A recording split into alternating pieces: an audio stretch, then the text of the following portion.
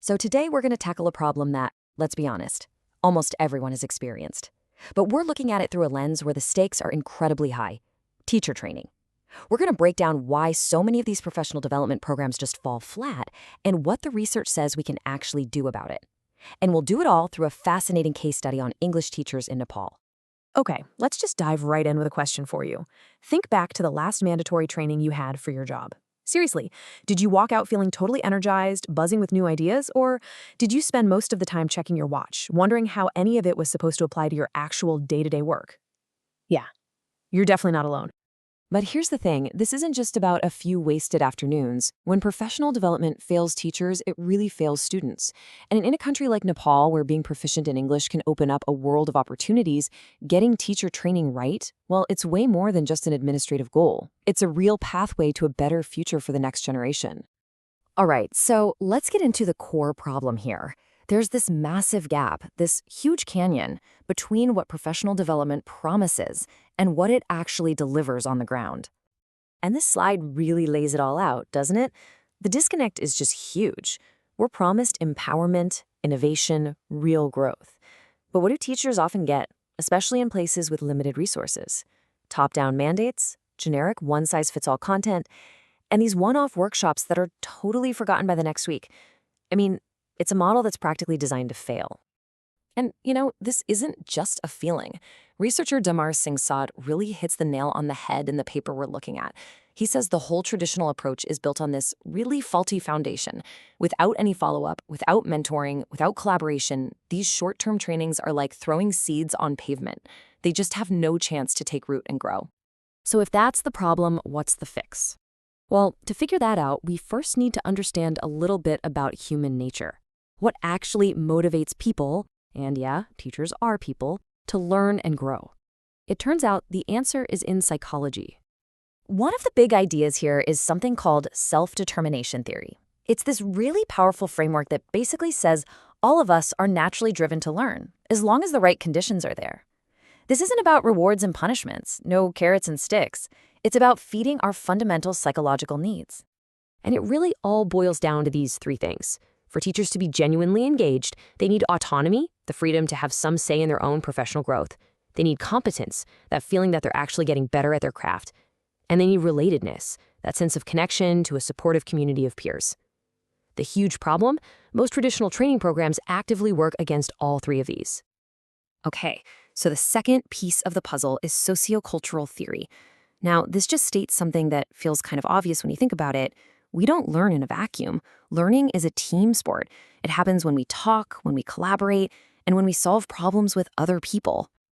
And this leads to a really powerful concept from a psychologist named Vygotsky. He talked about our zone of proximal development.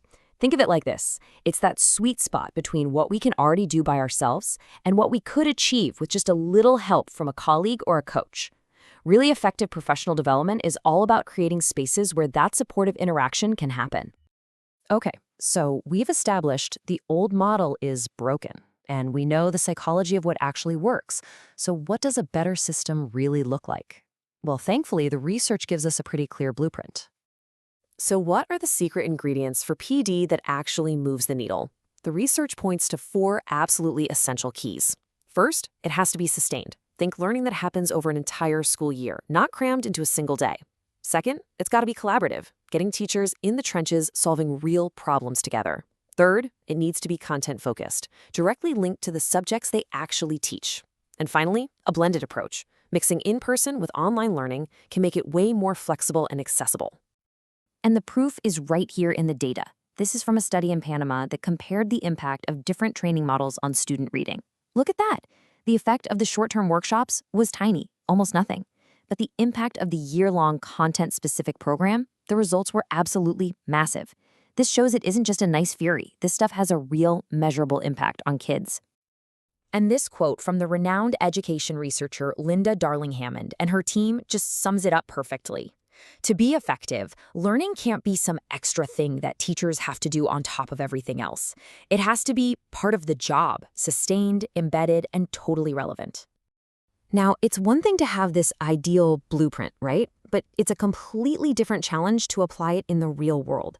So let's bring this all back to Nepal and look at the very specific, on-the-ground barriers that teachers there are up against.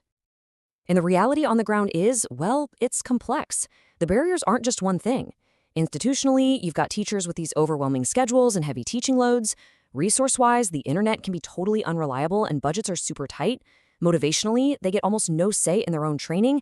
And culturally, school hierarchies can make it really tough for teachers to give and get honest feedback from each other. And we really have to remember that these challenges are not spread evenly across the country. A teacher in the capital city of Kathmandu has wildly different resources than a teacher in a remote mountainous district in a province like Sudur Paschim or Karnali. These are the teachers who are often the most professionally isolated, which makes that sustained, collaborative support even more critical. So, with all those challenges on the table, what's the path forward? This is where we get to the most hopeful and practical part of this whole thing. The solutions don't have to be perfect, but they do have to be smarter, and they absolutely have to be local. Instead of just importing some generic, one-size-fits-all model, the research points to these really smart, context-aware strategies. You start by actually asking teachers what they need. You create local training hubs so teachers don't have to travel for days. You make coaching and mentoring a standard part of the school year. You use simple mobile technology that works even with a spotty internet connection. And you empower teachers to become researchers in their very own classrooms. And the best part is, we have great examples that prove this works. The British Council's program in Nepal does exactly this. It combines face-to-face training with something absolutely crucial: in-class mentoring. This gives teachers personalized, real-time support, right where they need it most, in their own classrooms with their own students. Ultimately, this quote just gets to the absolute heart of the matter. The solution isn't just about designing a slightly better top-down training. It's a fundamental shift in mindset. It's about treating teachers as active agents, as professionals who are the architects of their own growth. It's about respecting their reality enough to empower them to find their own solutions. So when you pull it all together, what this really leads to is a much bigger, more powerful idea. The real goal here isn't just to design a better workshop, it's to build an entire culture, an entire system that empowers every single teacher to be a curious, reflective, lifelong learner. And that leaves us with the real question, doesn't it? Whether we're talking about Nepal or our own communities, where do we start?